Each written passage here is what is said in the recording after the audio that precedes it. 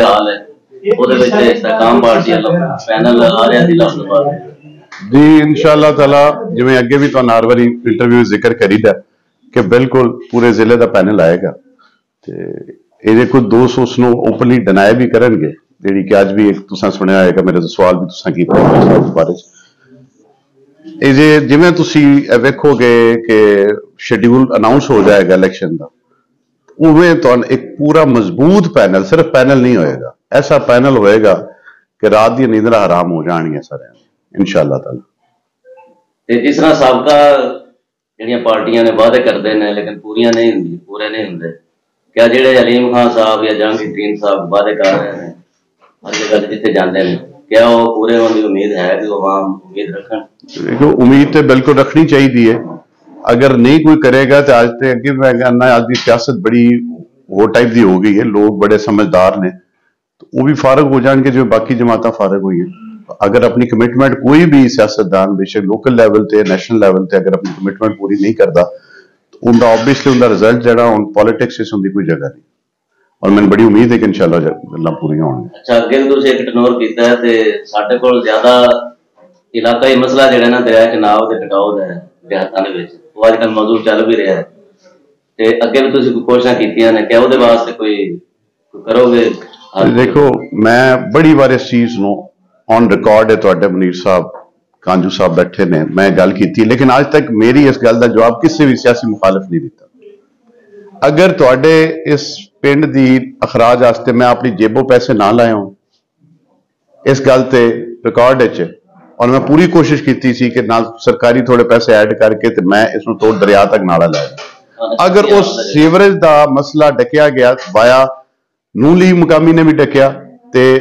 मेहदी हसन पट्टी ग्रुप ने भी डकिया सिर्फ एक उन्होंने सी पॉइंट कि इनका क्रेडिट मामून ना जाए हालांकि मैं उस दौरान भी जो हुकूमत है मैं लोगों ने अपील करता रहा यार मैंने तुसीं छड्ड दिओ इस लोगों के इस इलाके की ते रहम करिए एडे वड्डा कस्बा है उनकी एक ज्वाइंट मसला है तो इनका हल होना चाहिए मैं तो मेरा भाई अगे भी बड़ा किया लेकिन अनफॉर्चुनेटली साडे मुल्क एक ऐसा निज़ाम है कि एक कोई उत्थे तक जाते रहे 100 जिम्मेदार है वो किसी भी अपने ग्रुप के बंदे तो कभी एक बार नून लीग के बंदे ने स्टे लिया कभी फिर मेहदी हसन के बंदे ने स्टे ले लिया और उस चीज़ को खराब किया। मैं तो दोबारा भी आवांगा तो इंशाल्लाह I will try my level best कि ये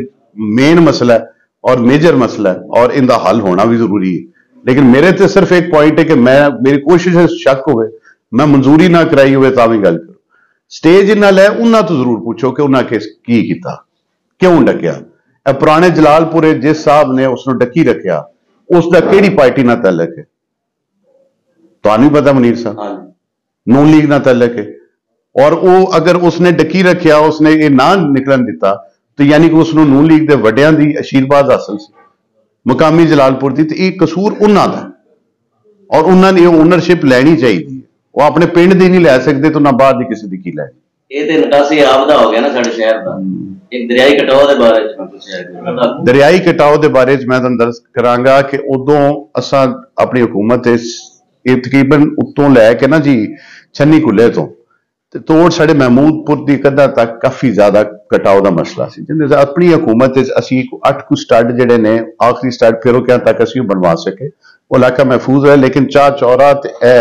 महमूदपुर दी कदा के नाल जिहड़ा कि आखिरी जिहड़ा साडा टन्योर जा रहा सी जिन्हें डीसी साहब ने मैं मौके पर विजिट भी किया और वो ओके हो हुण उहदे तुसीं मैनूं दसो उस तो बाद साडी हुकूमत उसनूं किसी की गलती नहीं आख्या जा सकता हालात ऐसे कि 1 साल पहले हुकूमत खत्म कर दी अगर वो रहिंदी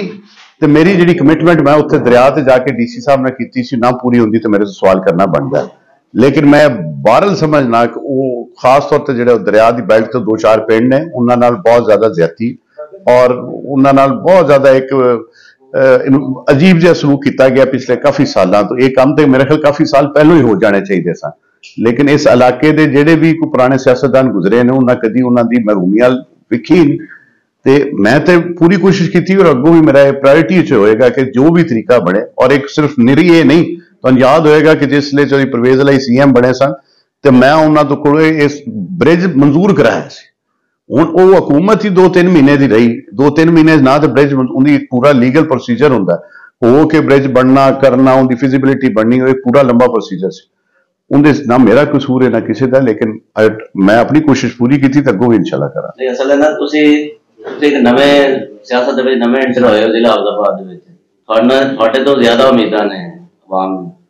ਇਸ ਵਾਸਤੇ ਤੁਸੀਂ ਜ਼ਰਾ ਦੂਸਰਿਆਂ ਤੋਂ ਹਟ ਕੇ ਜਿਹੜਾ ਨਾ ਕੰਮ ਕਰੋ। ਮੈਂ ਤੇ ਦੂਸਰਿਆਂ ਤੋਂ ਹਟ ਕੇ ਮੇਰੇ ਖਿਆਲ ਦੇ ਮੌਕੇ ਤੇ ਅਗਰ ਜਾ ਕੇ ਵੇਖ ਲਓ, ਮੇਰਾ ਤੇ ਬੜਾ ਓਪਨਲੀ ਆਨਾ, ਮੇਰਾ 4 ਸਾਲ ਮੈਂ ਹਕੂਮਤ ਵਿੱਚ ਰਿਹਾ, ਮੇਰੇ 4 ਸਾਲ ਦਾ ਰਿਕਾਰਡ ਚੈੱਕ ਕਰ ਲਓ, ਮੁਖਤਲਿਫ ਡਿਪਾਰਟਮੈਂट्स ਕੋਲ ਪਿਆ। मेरे 4 साल जो मैं तरक्याती काम करा सके, अगर पिछले 30 साल होए होण, किसी एक मैंबर ने कराए होण ते मेरे हल्के तो मैं जवाब दियां, काम ही कोई नहीं सी होया। तुसीं दसो ना जी, तुहाडी जलालपुर पट्टियां तो लैके हाफजाबाद तक रोड मैं बनवाई, तुहाडी बन रोड इत्थों लैके कोट हरे तक डबल ड्यूल कैरेज रोड मैं बनवाई। ये 2 मेजर प्रोजेक्ट अरबां दे। इस तो इलावा जी छोटियां लिंक रोड्स ने वो बेतहाशा ने। ਇਹ ਤੁਹਾਡੀ ਮਾਰਥ ਰੋਡ ਜਿਹੜੀ ਹੈ, ਔਰ ਇਹ 90% ਉਹ ਪਿੰਡ ਸਨ 2018 ਜਿਨ੍ਹਾਂ ਮੈਨੂੰ ਵੋਟ ਨਹੀਂ ਦਿੱਤੇ, ਔਰ ਮੈਂ ਪਹਿਲੀ ਸੜਕਾਂ ਜਿਹੜੀਆਂ ਮਨਜ਼ੂਰ ਕਰਾਈਆਂ ਉਹਦੇ ਮਾਰਥ ਰੋਡ ਸੀ। ਇਹ ਤੁਹਾਡੀ ਜਿਹੜੀ ਹੈ ਵੇ ਰੰਗ ਬਲੋਲ ਵਾਲੀ ਰੋਡ ਹੈ, ਇਹ ਵਾਲੀ ਮੈਂ ਕਰਾਈ। ਫਿਰ ਉਸ ਤੋਂ ਬਾਅਦ ਮੈਂ ਅਗਾਂਹ ਆਪਣੇ ਬਣੀ ਕੀ ਥਾਣੇ ਵੱਲ ਜਾ ਕੇ ਸੜਕਾਂ ਸ਼ੁਰੂ ਕਰਾਈਆਂ। ਮੈਂ ਮੈਕਸਿਮਮ ਜੋ ਕਰ ਸਕਦਾ ਸਾਂ